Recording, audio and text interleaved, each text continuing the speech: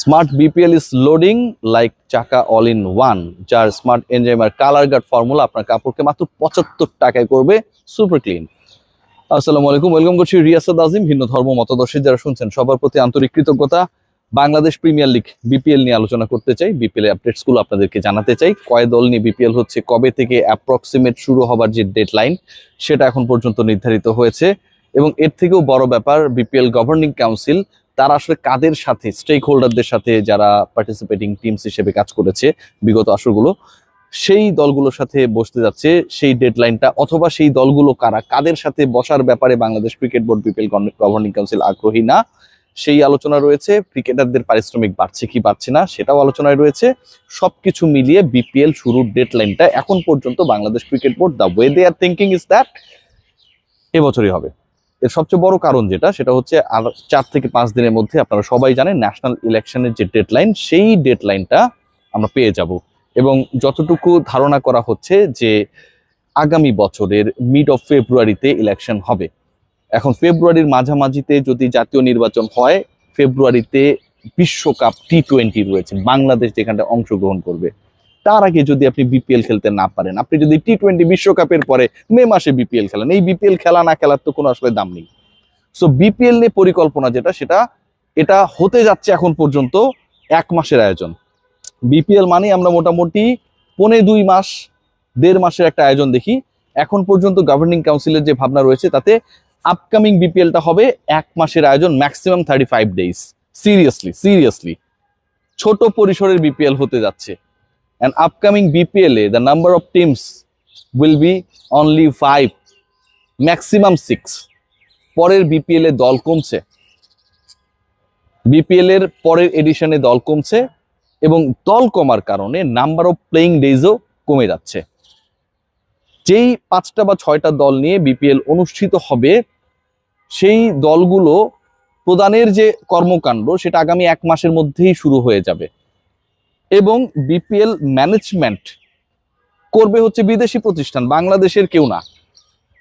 বাইরের পরামর্শক, বাইরের যে ইন্টারন্যাশনাল ফ্র্যাঞ্চাইজ লিগগুলো হয়, আমরা দেখি রিনাউন্ড ফ্র্যাঞ্চাইজ লিগগুলো হয়, সেগুলো আসলে যে স্টাইলে, যে মডেলে হয়, যেভাবে ফ্র্যাঞ্চাইজিগুলো ক্রিকেটারদের সাথে কমিউনিকেশনস করে, ওই পার্টিকুলার বোর্ডের সাথে কমিউনিকেশনস করে, ডিউস এবং অন্য যে ইস্যুসগুলো রয়েছে সেগুলো যেভাবে সেটেলমেন্ট করে, বাংলাদেশ ক্রিকেট বোর্ড স্মার্টলি সেই ওয়েতেই যাচ্ছে। দল কেন কমছে তার অন্যতম কারণ হচ্ছে অধিকাংশ ক্ষেত্রেই অধিক দল নিয়ে বিপিএল করতে গিয়ে ক্রিকেটাররা পারিশ্রমিক পায় না। Bangladesh cricket board properly franchise fee থেকে শুরু করে তাদের যে ডিউস গুলো রয়েছে সেগুলো পায় না। সো আলটিমেটলি 5টা দল নিয়ে আপকামিং বিপিএল করার পরিকল্পনা গভর্নিং কাউন্সিলের, এবং সেটা যদি হয় 30 দিনের মধ্যেই বিপিএল শুরু হয়ে যাবে এবং শেষ হয়ে যাবে। যেই ডেডলাইনে বিপিএল হতে যাচ্ছে সেটা হচ্ছে নভেম্বরের লাস্ট উইক, ম্যাক্সিমাম ডিসেম্বরের ফার্স্ট উইক। নভেম্বরের লাস্ট উইক অর ডিসেম্বরের ফার্স্ট উইক থেকে জানুয়ারি 15 মধ্যে ন্যাশনাল ইলেকশনের অন্তত 1 মাস আগে বিপিএল শেষ করতে চায় গভর্নিং কাউন্সিল। এবারের বিপিএল, আপকামিং বিপিএল হবে 3 ভেন্যুতেই, ঢাকা, চট্টগ্রাম, সিলেট। এর বাইরে ভেন্যু বাড়ার কোনো সম্ভাবনা নেই। বিপিএল গভর্নিং কাউন্সিল তাদের যে স্টেক হোল্ডার, মানে আগে যে দলগুলো বিপিএল এ পার্টিসিপেট করেছিল, তাদের সবার সাথে তো চুক্তি শেষ হয়ে গেছে, নতুন করে চুক্তি হবে 4-5 বছরের যে চুক্তিটা হবে। এর আগে এই নিউজটা আমি আপনাদেরকে দিয়েছিলাম। সেই চুক্তি করার আগে আগের যে যারা বেটার ফ্র্যাঞ্চাইজ, যারা প্রপারলি পেমেন্ট গুলো করেছিল, সেই দলগুলোকে তারা এখানটায় ইনভাইট করে তাদের মতামত জানতে চাইছে বা চাইবে। This is one of the part. এবং সেখানটা মাত্র 2টা দলের সাথে বিপিএল গভর্নিং কাউন্সিল তারা এখন পর্যন্ত, আমি যতটুকু জানতে পেরেছি, যে দে আর কনভিন্সড যে এই দলগুলোর সাথে বসা যেতে পারে। সেই 2টা দলের একটা হচ্ছে রংপুর রাইডার্স আর একটা হচ্ছে ফরচুন বরিশাল। বাকি যে টিমস গুলো রয়েছে তারা ডাক পাবে কি পাবে না এটা এখনো ঝুলছে। যাদের সাথে বাংলাদেশ ক্রিকেট বোর্ডের টার্মস ভালো না, ভালো যায়নি, যারা বিভিন্ন সময় বিভিন্ন ডেডলাইনস গুলো ফেইল করেছে, যে দলগুলোর ব্যাপারে বাংলাদেশ ক্রিকেট বোর্ডকে লিগালি হ্যান্ডেল করা লেগেছে, সেই দলগুলো যত বড় হ্যাডম দল হোক না কেন, সেই দলগুলোকে বাংলাদেশ ক্রিকেট বোর্ড তাদের আপকামিং যে সেশনটা হবে বিপিএল নিয়ে ফ্র্যাঞ্চাইজ গুলোর সাথে, এখানটায় ডাকতে এবং রাখতে আগ্রহী না।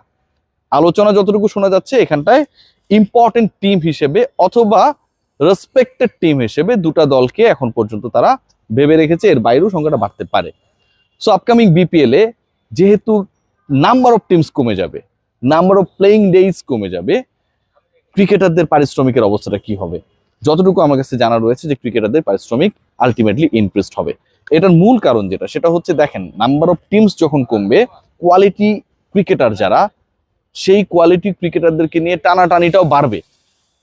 বেশি দল যখন হয়ে যায় তখন একটা হয় কি, যে যেমন তাসকিন আহমেদের কথা বলতে পারেন, সব সময় this guy is very much unlucky to have a good team.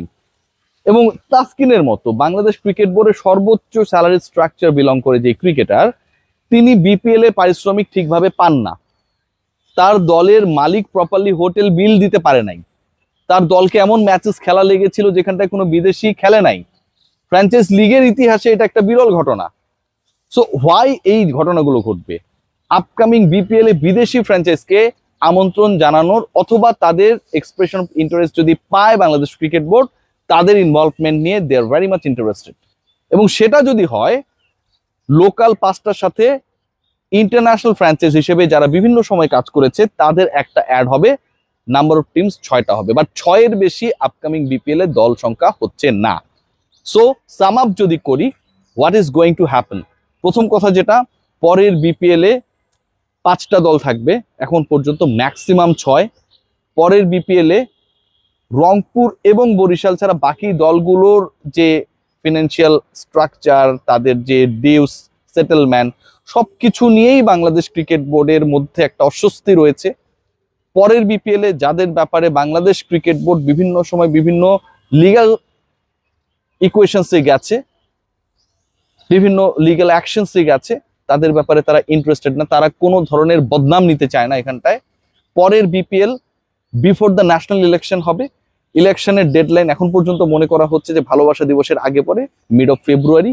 সেটা যদি হয়, বিপিএল শুরু হবে নভেম্বরের লাস্ট উইক ও ডিসেম্বরের ফার্স্ট উইকে, এবং জানুয়ারি 15-এর মধ্যে সেটা শেষ হয়ে যাবে।